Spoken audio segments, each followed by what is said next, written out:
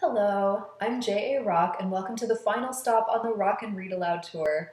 Thank you again so much to those of you who followed the tour and to the blogs that hosted me. This has been a lot of fun. You can see even the giant wine glass is empty today. It's a metaphor for how I'm finished with the tour. Also, I ran out of wine. But I'm going to be wrapping things up today with The Good Boy. And this was the first collaboration that Lisa Henry and I did. And it was really fun just getting the sense of how to co-write and how to work together. So this book has a special place in our hearts. If you don't know the story, it's about a formerly wealthy college student named Lane Mordock, whose mother has just been arrested for running a huge Ponzi scheme. And his father, who is also involved in the scheme, is on the run. And they have left Lane to deal with the media fallout. And the media thinks that Lane knows something. He used to work a little bit for his father's company, so he must know something about where the missing money is or where his father is, and Lane doesn't. He has no idea. He's also a major introvert, so this media spotlight has been horrible for him. Lane is also a little bit interested in kink and has no idea how to pursue his submissive side as a public figure and someone who's so shy. So he does attempt to explore that and has a really, really terrible experience that leaves him even more messed up. And he meets Derek. And Derek is a photographer who is also a victim of Lane's parents' Ponzi scheme. So Lane initially, he and Derek do not get along. Derek hates Lane, assumes that he's hiding something. But as they spend more time together, Derek starts to see that Lane is also a victim here, and they embark on a kind of kinky relationship. So the scene that I'm reading today, I really wanted to do a Mr. Zimmerman scene. If you don't know, Mr. Zimmerman is a macaw.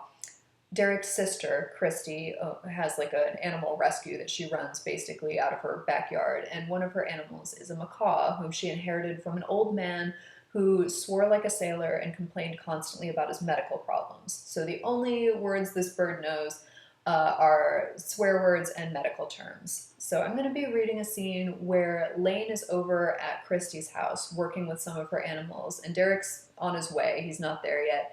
And so, yeah, Lane is starting to realize that he really likes Derek, but doesn't want anyone to know that, especially not Derek, naturally.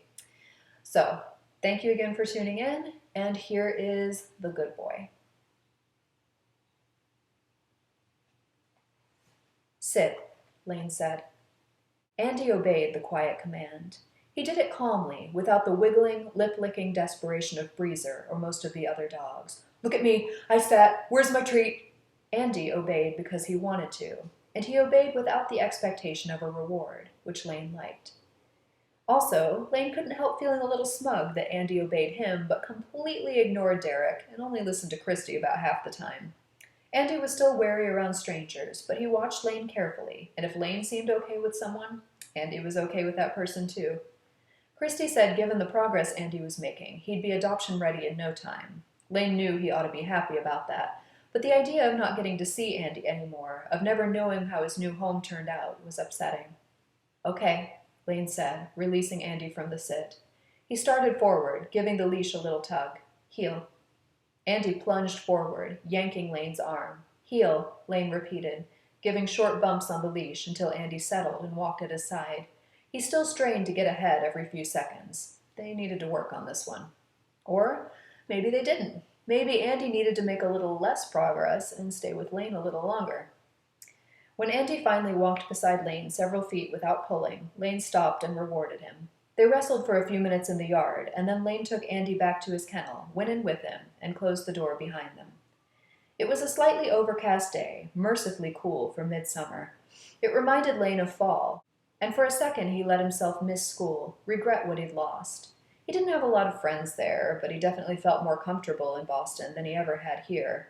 There he could be himself, whoever that was.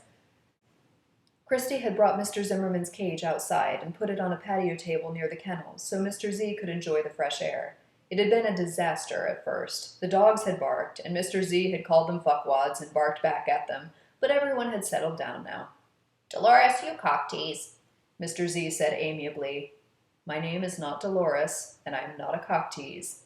Lane's blood warmed as he thought about last night with Derek. He made a face at Mr. Z. I tease. but I followed through.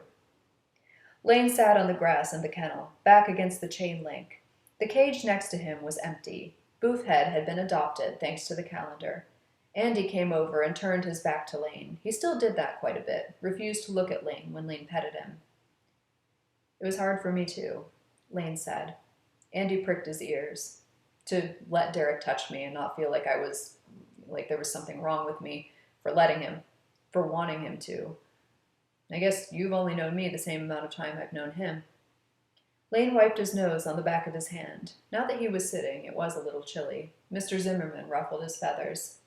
So I guess we're either idiots for trusting people we don't really know, or we're really lucky we've met people we can trust, huh? I mean, I knew Acton my entire life. Look how that turned out. It's not really the amount of time. It's the person. He stroked Andy's back. Andy glanced at him over his shoulder. You know I won't hurt you.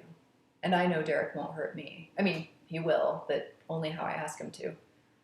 He remembered Derek's teeth closing on his nipple, shifted a little as he thought about how much more Derek could give him, how much more he would be willing to take. I like Derek, Lane whispered.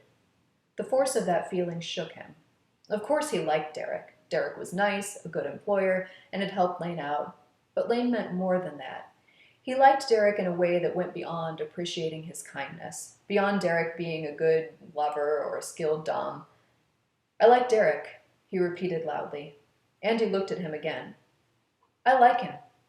I like him. I like Derek. He scratched behind Andy's ears. He's good. A good man. Andy sighed. They sat in silence for a few minutes. I like Derek, Mr. Zimmerman said.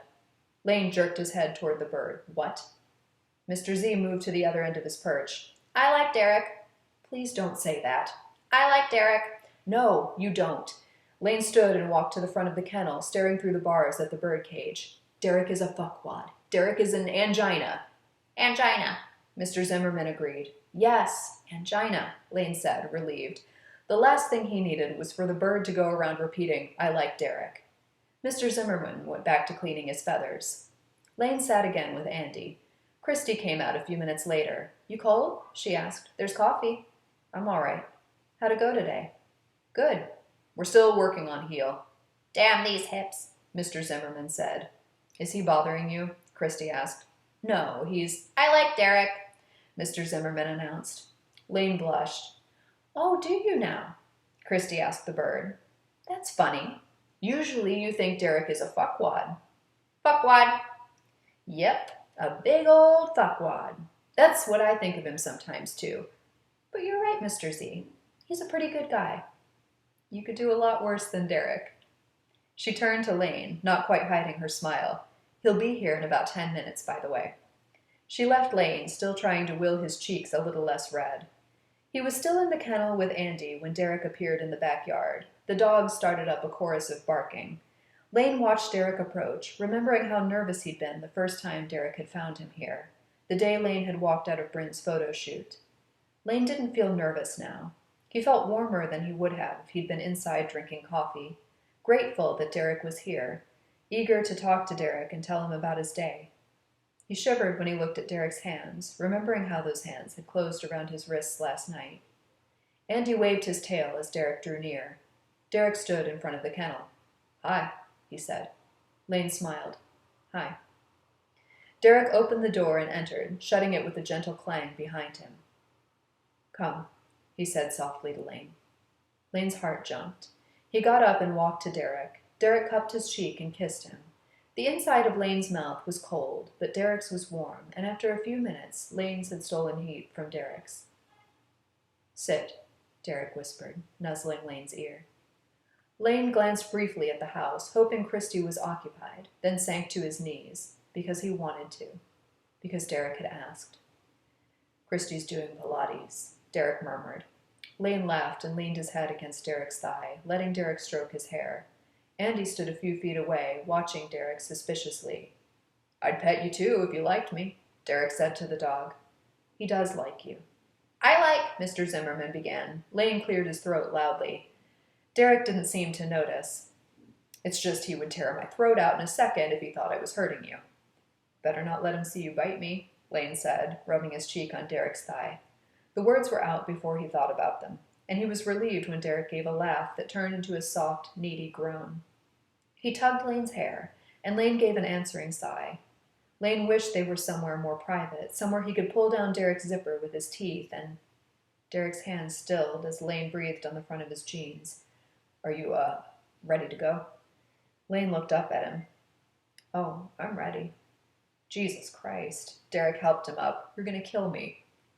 He drew Lane into a long embrace, rubbing Lane's back to warm him up and pressing his hips against Lane's so Lane could feel how hard he was under his jeans. Lane closed his eyes and smiled, reveling in both sensations. Let's go, Derek said. Lane said goodbye to Andy. As they stepped out of the kennel, Lane caught Mr. Zimmerman's eye. Don't you dare, he mouthed. And China, Mr. Z promised.